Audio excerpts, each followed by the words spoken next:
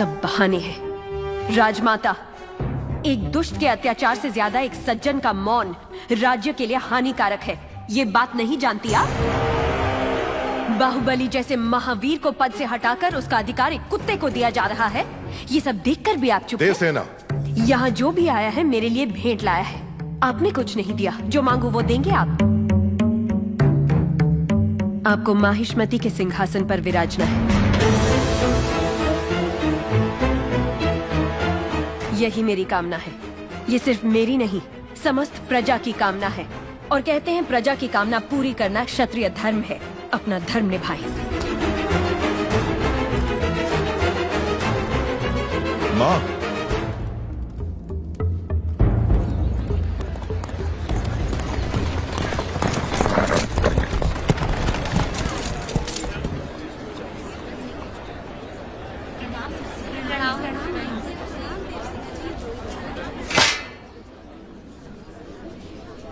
महाराज के आने का समय हुआ है। चाहे कोई भी हो, बगल से आना पड़ेगा।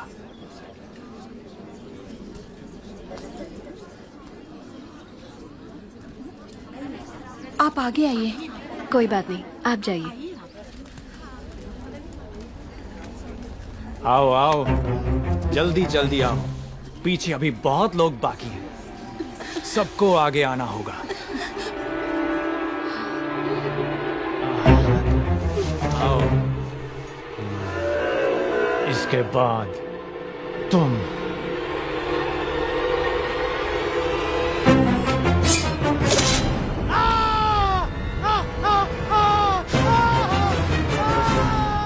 इसे बंदी बना लो, बंदी बना लो इसे।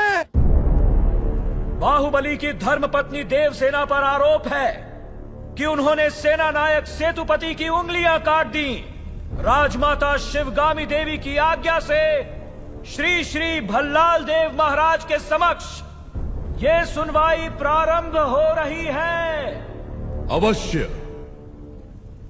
देवसेना, क्या तुम्हें अपने अपराध के बारे में कुछ कहना है? किसी सुनवाई के बिना ही मुझे हथकड़ियां पहना दी गई और पहले ही निर्णय हो चुका है कि मैं अपराधी हूं। ये कहां का न्याय है? तुम निर्दोष साबित होने तक अपराधी हो। यही माहिष्मति का दंड विधान है। आदिवासी भी जिन्हें घिनौना समझते हैं, उन तौर तरीकों को आप दंड विधान कहते हैं? तो ऐसे दंड विधान को आग लगा दीजिए। अपने न्याय शास्त्र को गंगा में बहा दीजिए। अपने शासन को सूली पर चढ़ा दीजिए। जिस राज्य की मति भ्रष्ट है, उसका माहिष्मति जैसा बड़ा नाम, छी! देवसेना, इस महान साम्राज्य के बारे में अगर एक और अपशब्द भी निकाला। बड़ी बड़ी प्रतिमाओं और ऊंचे ऊंचे सिंहासनों से महान साम्राज्य नहीं बनता राजमाता। एक विशाल हृदय से बनता है। लगता है वो यहाँ किसी के पास नहीं है। धिक्कार है। देख लिया महाराज, आपके सामने इतनी निर्लज्जता के साथ बात कर रही हैं, तो सोचिए मेरे सामने आपके बारे में कितनी तुच्छ बातें कही होंगी। सोच के देखिए महाराज।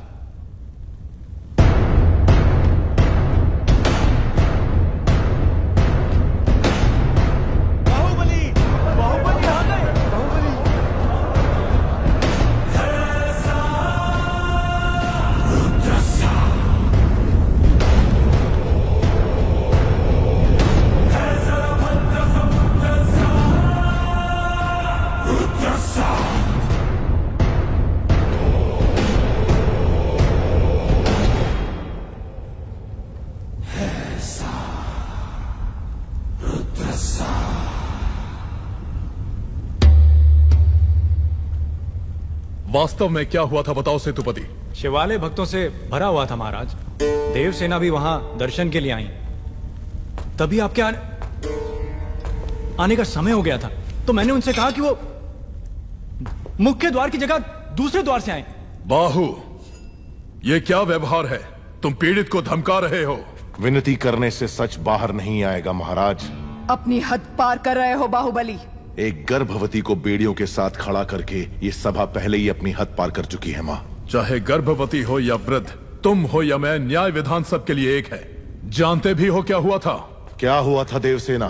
शिवालय में सभी महिलाओं को एक तरफ बुलाया। अंदर भेजने के बहाने वो सब पर हाथ डाल रहा था। मेरे साथ भी वो यही करने वाला था, तो उसकी उंगलियां काट दी। गलत किया देवसेना। औरत पर हाथ डालने वाले की उंगलियां नहीं काटते, काटते हैं उसका गला।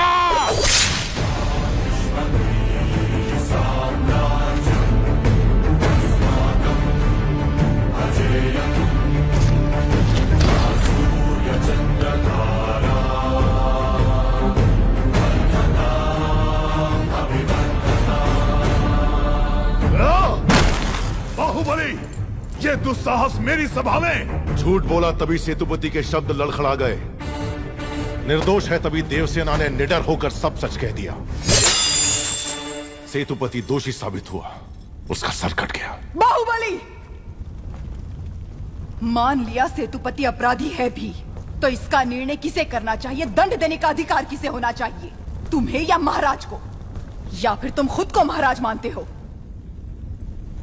गोद भराई के दिन तुम्हारी पत्नी चाहती थी कि महाराज तुम्हें बनना चाहिए। उसकी इच्छा पूरी करने के लिए ये दुस्साहस किया तुमने।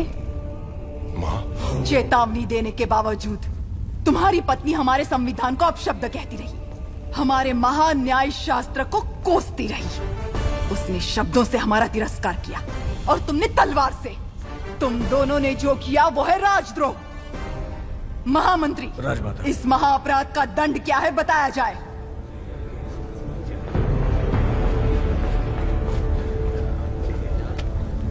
राजकुटुंब से यदि ऐसा अपराध होता है तो उन्हें राजमहल से सदा के लिए बहिष्कृत कर दिया जाए। राजमाता, इस पर अमल किया जाए। तुम दोनों अभी इसी क्षण इसी स्थिति में ये राज प्रांगण छोड़कर निकल जाओ। एक और आपका विधान है, दूसरी ओर आपका सिखाया हुआ धर्म। इन दोनों के बीच जो संघर्ष है उसमें मेरी तलवार धर्म की ओर झुक रही है। मां, पद छीन लिया जाए या बहिष्कार कर दिया जाए, माहिष्मती की सेवा के लिए, उसकी रक्षा के लिए मैं हमेशा तैयार रहूंगा। क्या कभी अंबर से सूर्य बिछड़ता है? आज्ञा दो मां। क्या कभी